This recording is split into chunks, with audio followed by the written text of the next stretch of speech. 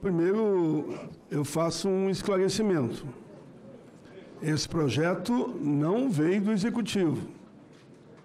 O Executivo apresentou um projeto de lei há 10 anos atrás, veio para essa casa, que aprovou ele garantindo, em resumo, a cota de 20% para o serviço público. Esse projeto é de minha autoria. O projeto está em debate. Eu apresentei há mais de um ano atrás para que o debate acontecesse e nós construíssemos um projeto atualizado. E isso foi feito. O senador Contarato foi o relator do projeto na Comissão de Direitos Humanos, o Flávio Arnes foi relator ad hoc, e esse projeto que está em pauta é fruto dessa construção coletiva, aprovado por unanimidade na Comissão de Direitos Humanos. Então, nós não estamos hoje aqui debatendo se vai ter cota ou não vai ter cota. As cotas no serviço público já existem há 10 anos atrás. O projeto só tem que ser aprovado com brevidade, porque vence as cotas no dia 9 de junho. Se até o dia 9 de junho não for aprovado o novo texto fruto da Câmara e do Senado, nós teremos um conflito enorme na área dos concursos públicos. Esse primeiro esclarecimento. As cotas já existem, deu certo, e eu vou mostrar aqui com alguns números por que não houve nenhum problema, nenhum atrito entre brancos e negros. Foi onde houve menos problema. Se houve problema, foi mais, inclusive, na questão das cotas das universidades. No serviço público, eu não me lembro praticamente de problemas em quantidade.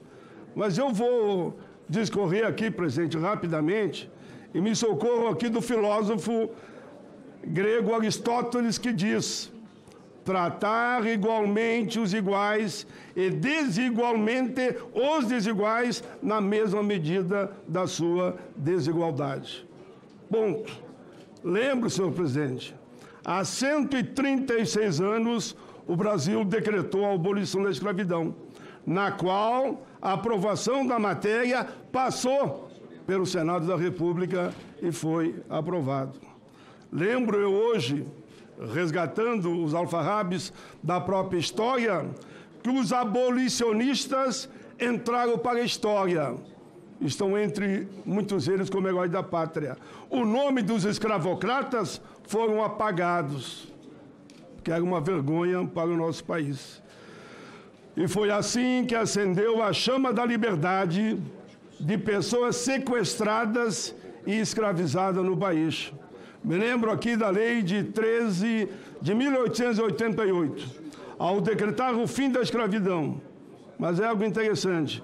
Não ofereceu nenhuma política de mobilidade social para esses seres humanos sequestrados e escravizados. Enquanto os não negros receberam subsídios do governo, inclusive terras, ferramentas, sementes. Alguém me perguntou um dia, e eu dou aqui só um depoimento, que o meu filho perguntou: pai, por que eu nunca vi uma grande fazenda de um negro ou de negras? Por que não tem?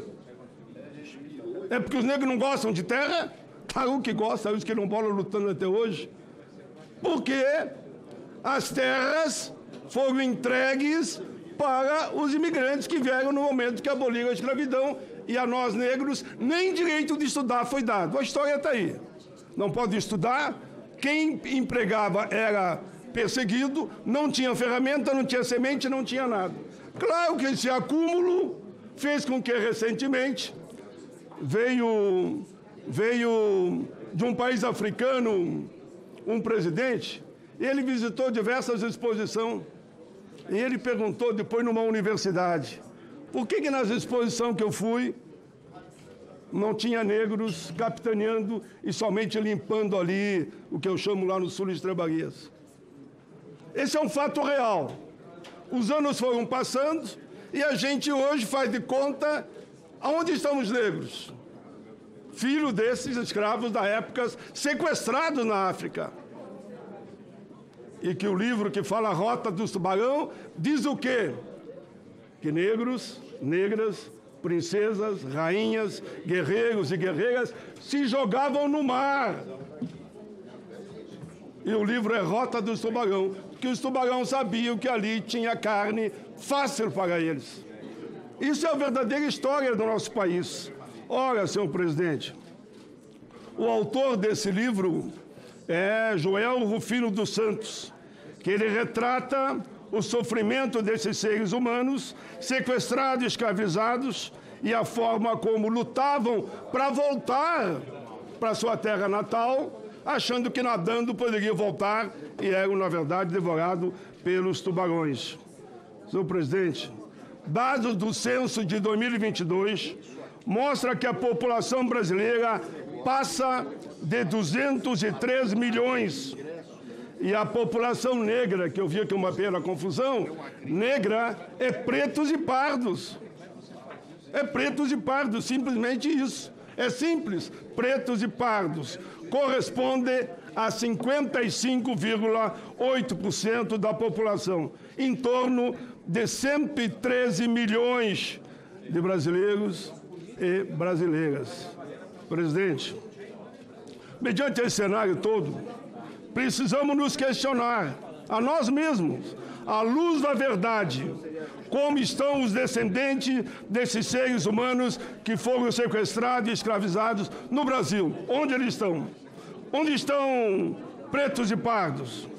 Porque a maioria está em favelas, nas periferias, não tem acesso à terra.